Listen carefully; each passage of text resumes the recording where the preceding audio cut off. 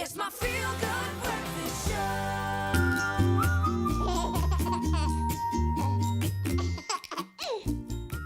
Just follow the gorgeous sound of that laughter. Take a seat. Time to have an awesome chat. Loving this segment. Last week in our Baby Talk segment, we chatted about early sensory development. And this week we continue along a very similar line. We are joined by occupational therapists Jennifer Spiro and Esther Heitman, who are the co-founders of nurtureOne, which makes specialized cushions to help babies sleep better during the first months of their life, which we know is essential, especially those that are born prematurely. And they take a sensory developmental approach towards caring for babies. Esther, Jenny, thank you so much for joining us this morning. Thank you. Thank you. I mean, and this is a discussion, guys. Please, we'd love to hear from you, especially if you are going through that emotionally fraught and very delicate stage of having a premature baby or baby that's been born prematurely. If you're going through it, if you have gone, we'd love to hear from you. 021 430 9881. Ladies, I mean, you work in this space every day, so you obviously understand fully the emotional element at play here. Before we get into the sensory developmental approach and how important that is, just from your experience and work in the space, why is this such a difficult time for parents? I think that being a new parent is a very scary thing. I think before having the baby, we have ideas and as to how things are going to happen, what's going to happen at the birth. And I think suddenly when those things are out of our control and things actually go differently, follow a different path, I think that can be really, really difficult. I think it's almost a loss because we were expecting something to happen and suddenly we've had to leave home. It's a month early, we haven't got everything ready. The plan. There was a plan, man, there was a plan. Absolutely. And you're taking that young life out of a very important phase of development within the womb, which means that you've got to count that once that baby enters into our space. Yes. And I think this is where the philosophy of sensory developmental, your approach, comes in. Esther, can you take us through that approach? What kind of birthed your approach to this phase of development? Yes, well, perhaps I can just tell a little bit about the research that we did during the pregnancy, the babies that was in neonatal intensive care unit, and the environment that they had to face there. And I think that's also a very scary part for the parents, and especially the mum, getting into this environment, being overwhelmed with all the machines and all the people and everybody saying something different. And a very important part there is that the mum or the parents can really also be part of the team, in the neonatal intensive care unit. And I think that's the bonding part for the mother and the healing part also, in the sense that suddenly this is now a new life and, you have to get to terms with that it's not, as Jenny mentioned, it didn't follow the prescribed plans. I'm going to just pause you there for a second because we've got Amy joining us on the line from Durban. A very good morning, Amy. How are you? Good morning. I'm well, thanks. And yourself? Lovely, and loving the discussion already this morning. How would you like to weigh in on the conversation? Okay, my question is my baby was born at 36.5 weeks. So I was told that this was late preemie, so not your normal premature. However, he's now 8 months old and he's still not showing any signs of crawling except for just rocking on all fours. So my concern is, will he crawl? When will he crawl? Is it going to be like 3 or 4 weeks late? And as one, you get a little bit worked up when they don't meet their milestones on time, as per the textbook version. So I want to know, when is he going to do this? It's stressing me out. Man, look, I've got a 14-month-old baby boy at home, and it's the seesaw. Thank you so much for that. There are about 1 million moms out there who have just put their coffee cup down and are staring at the screen right now because it is such a valid question. And I don't want to take anything away from what you are going through personally, but this is, for me, this is the crazy part, because there are these expectations. There's also a peer pressure from the other moms in your antenatal group, from the others from generations before you. No baby is the same and will develop on the same path. But looking at a premature baby or a late prem, as has just been explained, Will we see a shift in those developmental phases? Absolutely. You know, there's almost like a rule of thumb that if a baby's born prematurely, you actually take those weeks before and we call it an adjusted age. So this baby actually isn't really 8.5 months old, but actually an extra 7 months. So you take it off it. Okay. Then, and that's the first thing. The second thing is that, as you said, milestones, they're actually, it's a kind of a guideline. And I think that's what parents must always remember. It's a guideline. You don't have to be crawling at 8 months or 10 months or walking at 12 months. It's a guideline. Yeah. What's very important is that the process, that they all sit, that they all crawl, that they actually go through the whole process, okay? I don't know if you want to add anything true. else. I had two similar questions the last week from mums. You know, my baby's not crawling, is not doing the right thing, you know, at the right time. So I said, just if they're going through the process, that's the important part. And if they're on par with the sitting and the rest, then I'm not worried about the crawling. You know, it will come.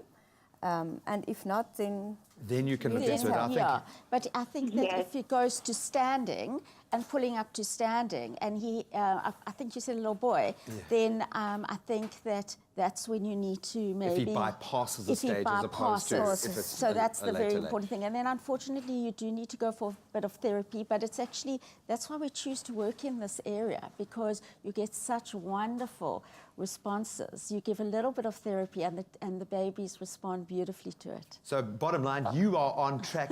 He is on track. What is his name? His name is Mohammed Sabir. Mohammed, you are on track, little man. You just keep rocking on. He's listening. He said thanks. Oh, Thank man, you so that's much. just sweet. Absolute pleasure. And that's the bottom line. You've got to go through these stages, but the journey is as important as the end result. Right. So take each step by step. We're going to continue this discussion. 021 430 9881. Please call in. It's my feel-good breakfast show.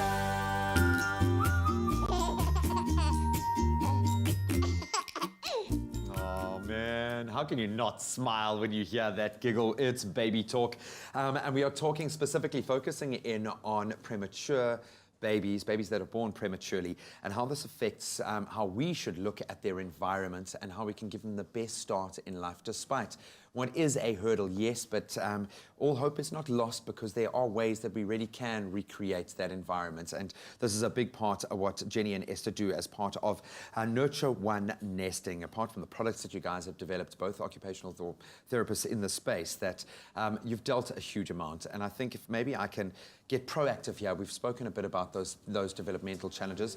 But before I do that, we've got Dorothy on the line right now. Dorothy, a very good morning. How are you? I'm fine, thank you. Dorothy, what is your comment or your question to add to our conversation today? Yes, just on your topic to say that in 2004, on the 13th of December, my daughter had to go into emergency cesarean for abrupt short placenta. So my granddaughter was born weighing 1.1 kilogram. And thanks to Tygerberg Hospital, wow, they did wonderful work in the kangaroo unit. The only thing she couldn't do when she was born was she had a sucking reflex wasn't there yet. And they didn't have a kangaroo unit. She was in the kangaroo unit where you have flesh to flesh. So she had only a nappy on, and she would sit on her mom's chest. And that is how she grew. And for a whole month, and then she was discharged weighing 1.750 kilograms. No medical side effects. Really. She's 14 years old this year.